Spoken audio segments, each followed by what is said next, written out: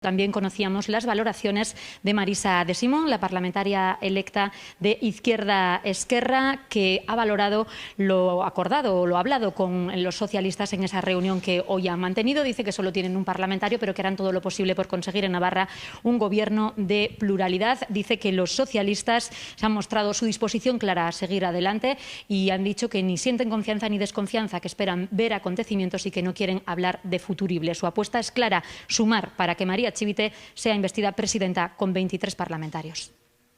Somos una parlamentaria, en este caso, de 50, pero con toda nuestra humildad vamos a hacer todo lo posible para que no haya un gobierno de derechas en esta comunidad, y vamos a hacer todo lo posible, todo lo que esté en nuestra mano, para que se pueda construir un acuerdo de programa de gobierno que dé estabilidad al gobierno durante los próximos 4 años. ¿Qué confianza tiene en ese sentido Izquierda Esquerra a que el Partido Socialista pueda seguir adelante con lo dicho?